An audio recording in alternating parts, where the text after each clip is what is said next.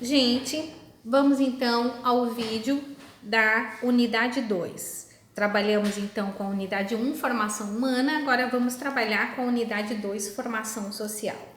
A formação social, ela tem como pressuposto a formação humana, ou seja, nós precisamos da compreensão do que é do que é o fenômeno humanidade para que a gente possa entender e compreender a formação social. Ou seja, a formação humana ela é pressuposto para que haja a formação social, porque nós partimos do princípio de que o homem é um ser natural, racional, dotado da capacidade de agir e, sobretudo, agir com ética e moralidade. Nesse sentido, a formação social ela vai se voltar a aspectos que estão diretamente atravessados no fenômeno sociedade ou societário. Então vamos lá. A aula do dia 8 de maio nós trabalhamos as manifestações físicas, sociais e culturais da doença, da cura e da morte.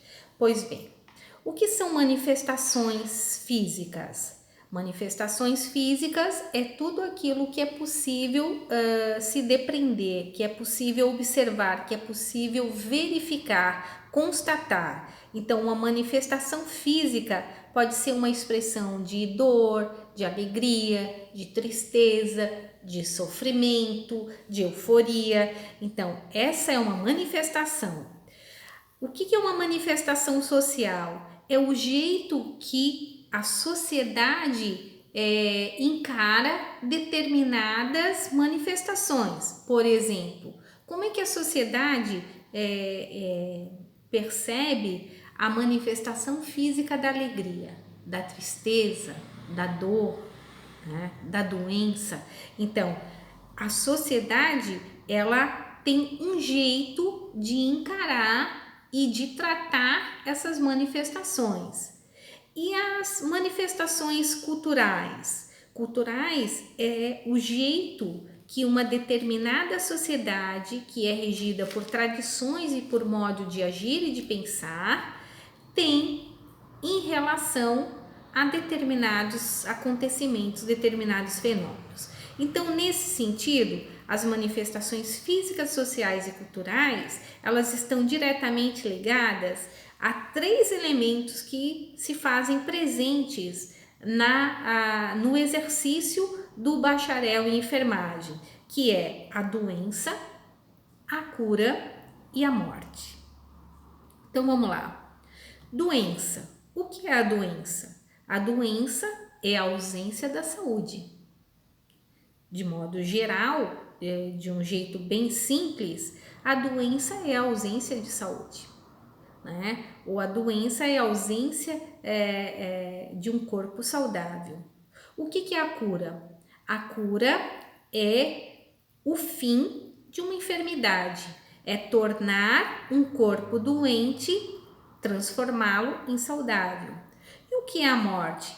A morte é o resultado de um corpo que adoeceu e que não houve a transformação da cura. Nesse sentido, é importante dizer que a morte se constitui uma condição humana, até porque o ser humano ele nasce, cresce, envelhece e morre.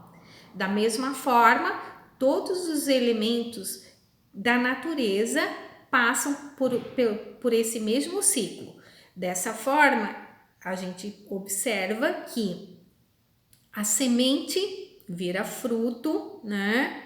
Que, se consumido, né? Perde a sua propriedade e, se não consumido, cai por terra, envelhece e volta a ser semente.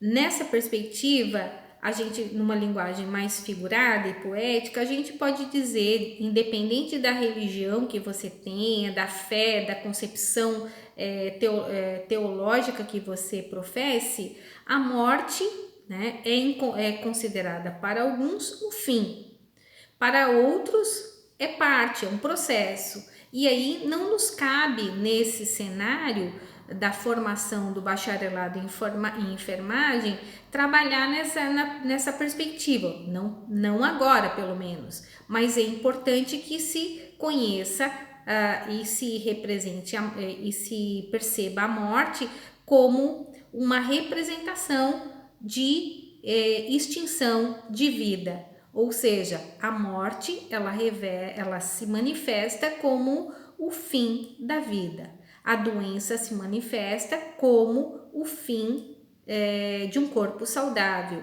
ou o fim, ou temporariamente a ausência de um corpo saudável. Então, essas manifestações físicas, sociais e culturais da doença, da cura e da morte, elas são bem claras. Então, como é que a doença é percebida do ponto de vista físico? Óbvio, de um jeito bem claro, os sintomas, né, e os sinais, eles se manifestam em relação a determinadas doenças. Então, febre, perda de peso, a oscilação de pressão, enfim, todos esses elementos, esses impactos que podem ser físicos ou orgânicos, eles são entendidos como manifestações físicas da doença. E a manifestação social da doença? Qual é a manifestação social? Bom, a manifestação social da doença é quando a gente consegue perceber, sem que a pessoa tenha que expressar verbalmente, que ela se encontra doente. Então, por exemplo, se você visualiza, se você vai ao mercado e você encontra uma pessoa usando um turbante, usando um chapéu, ou completamente sem cabelo, sobretudo mulher, que é mais fácil da gente entender, de pronto a gente já entende que essa pessoa está passando por uma quimioterapia, uma radioterapia ou por um tratamento um pouco mais agressivo. Essa é uma manifestação física que se percebe socialmente. Para aquelas pessoas que têm essa coragem de ir a público, né, usando um lenço, ou mesmo expondo, né, se expondo, essas pessoas elas se constituem uma manifestação física da doença. E a manifestação cultural da doença? Como é que ela vem? Bom, a manifestação cultural ela vai depender. O Brasil é um país imenso, continental. Então a gente pode dizer que as manifestações culturais da doença no norte se manifestam de um jeito, no sul de outro jeito, no sudeste de outro jeito, no nordeste de outro jeito e no centro-oeste de outro jeito. Mas de modo geral, a manifestação cultural da doença é sempre como algo que está ameaçando a integridade física orgânica da pessoa. Então, quando alguém fica doente, a manifestação cultural que a sociedade revela é de que algo está desorganizado, algo está desalinhado, algo está precisando entrar em equilíbrio. Então, a manifestação cultural da doença, né, tem essa percepção, tem essa direção, tem essa diretriz. Daí, posto essas manifestações, né, em relação a esses três elementos, a doença, a cura e a morte, no dia 22 de maio, nós trabalhamos a doença, a cura e a morte numa perspectiva cognitiva e espiritual. Pois bem, nós sabemos que o aspecto físico e o aspecto social e o aspecto cultural já foram manifestados, a gente consegue perceber. Agora, como é que a gente percebe a doença, a cura e a morte numa perspectiva cognitiva e espiritual? Pois bem, então vamos explicar o que vem a ser o aspecto cognitivo. O aspecto cognitivo, o aspecto da cognição é todo e qualquer elemento que nos remeta ao conhecimento. A esse conhecimento ele pode ser racional, pode ser lógico, pode ser pensado, mas ele pode ser também assimilado do ponto de vista físico orgânico. Portanto, a doença, a cura e a morte, como aspecto cognitivo, é uma manifestação evidenciada, é uma manifestação que visivelmente se percebe, tal como alguém que perdeu muito peso. A gente nunca associa a perda de peso a alguém que está fazendo uma reeducação alimentar, a gente sempre pensa, está doente. Então, essa é, digamos assim, uma manifestação cognitiva da doença, certo? Agora, e da cura? Como é que a gente vê uma manifestação cognitiva da cura? O antes e o depois, né? A gente acompanha. A pessoa passou por um tratamento, ela estava de um jeito, depois ela se encontra de outro jeito. Então, é o antes e o depois. É uma manifestação factível, possível de ser confirmada e comprovada. E a morte no aspecto cognitivo? A morte no aspecto cognitivo é aquela coisa triste que todos nós conhecemos, numa perspectiva de mundo ocidental, que não trabalha a ideia da morte como parte do processo da natureza humana, mas sim como alguém que nos deixou ou vai nos abandonar para sempre. Então, essa é uma perspectiva que está muito associada à cultura e à forma social que nós tratamos a morte culturalmente na sociedade brasileira. Não só na sociedade brasileira, no mundo ocidental. Os orientais, eles festejam a morte. Os orientais, eles celebram a morte.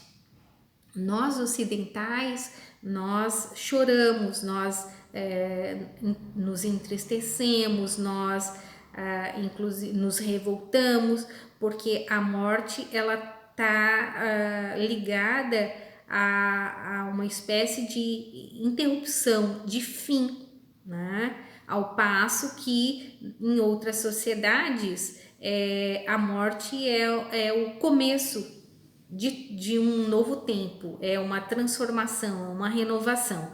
Mas isso está muito ligado com os elementos culturais.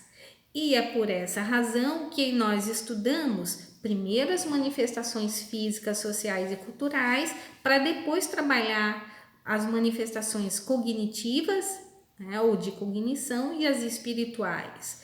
Então, gente, foi uma pena muito grande a gente não conseguir fazer as nossas atividades presenciais, porque nessa atividade eu havia organizado um painel integrado, inclusive já tinha conversado com 3 profissionais distintos. Então, nós teríamos um painel, uma conversa com um médico clínico, um médico psiquiatra e um padre. E esses 3 profissionais, eles fariam uma abordagem da doença, da cura e da morte na perspectiva cognitiva e na perspectiva espiritual, para que a gente justamente pudesse compreender qual é a dimensão, né, que esses 3 profissionais têm a respeito desse trinômio que é doença, cura e morte. Mas no ponto de vista espiritual, nós podemos entender, o médico, por exemplo, ele entende a morte como a ausência de vida, né? O psiquiatra entende a morte como a ausência da capacidade de racionalização ou de raciocinar. E o padre entende a morte como uma passagem para a ressurreição, um plano espiritual, um mundo de um plano espiritual. Então, nessa projeção, é importante que a gente tenha claro que conhecer a formação social e se inteirar desses elementos é importantíssimo, sobretudo porque você, bacharel em enfermagem, ainda que você não esteja no exercício da sua profissão, você vai se deparar com esses elementos, que são elementos que fazem parte do seu dia a dia. A doença é parte do seu trabalho, do seu ofício, do seu fazer profissional. A cura também é parte do seu fazer profissional. E a morte é uma contingência. No caso da cura não ter dado certo, a morte se instala. Então, nesse sentido, é importante que a gente tenha clareza de onde começa e onde termina o grau de abrangência e a amplitude de cada um desses elementos. E mais do que isso, que a gente tenha a convicção de que esses elementos são elementos que estão diretamente atravessados na condição humana. Então, é humano sim o choro, é humano sim a alegria, é humano sim a tristeza, é humano sim a revolta. Agora, você profissional, você que está em formação no bacharelado em enfermagem, tem que ter balizas, tem que ter fundamentos para poder lidar com esses aspectos, que são aspectos que estão diretamente atravessados ao seu exercício profissional, se não hoje, mas futuramente será a sua condição.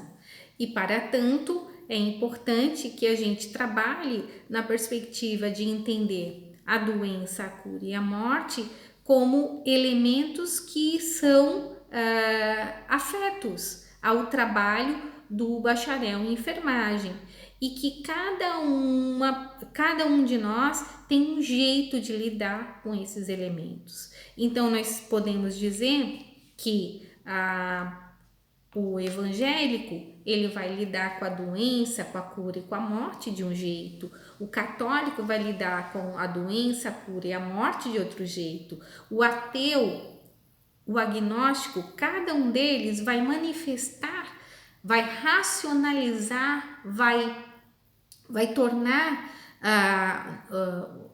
essas questões, vai colocar num plano mais lógico, num plano mais factível, num plano que ele possa, digamos assim, numa leitura mais psicanalítica e psicológica, ele possa trabalhar numa dimensão de lidar com isso tudo no seu plano de equilíbrio e de racionalidade humana. E aí, nessa dimensão, eu trago um outro elemento para vocês, que foi a nossa última aula, a aula do dia 19 de junho, que trabalha não mais na dimensão da doença, da cura e da morte, mas que trabalha na dimensão das políticas públicas, os aspectos políticos dessa sociedade, como é que o Estado, como é que os nossos governantes, sejam eles entes federados, da União, dos Estados membros, dos municípios, de que forma eles trabalham com a doença, a cura e a morte. Quais são as políticas públicas que se estabelecem, né? E para isso é importante dizer que o Estado e a saúde estão absolutamente linkados, porque a saúde é, primeiro, um direito subjetivo de todo cidadão brasileiro. é um direito fundamental, é parte do preceito maior da Constituição, que é o princípio da dignidade humana. Portanto, saúde é condição essencial e é direito do cidadão brasileiro e se constitui um dever do Estado. Para tanto, o Estado precisa sim se comprometer em garantir saúde pública. E como é que essa saúde é garantida? Por meio de políticas públicas. E aí nós temos no Brasil um grande sistema, que é o SUS, Sistema Único de Saúde. E o SUS é uma grande política, uma política nacional de âmbito federal que se manifesta nos diferentes entes da federação. Existe o SUS em âmbito nacional, existe o SUS em âmbito estadual e existe o SUS em âmbito municipal. E aí nós temos desde os PAs, os pronto atendimentos, as unidades de saúde, os centros de triagem, os hospitais públicos, os hospitais regionais, até as instituições macros que trabalham na perspectiva de pensar a saúde em âmbito, numa esfera macro, numa esfera maior. É o caso da situação que nós estamos vivenciando nesse momento. Desde o dia 19 de março, nós estamos sob o decreto governamental e tanto em âmbito estadual como também federal. Nós estamos em isolamento social, em distanciamento por conta de uma pandemia.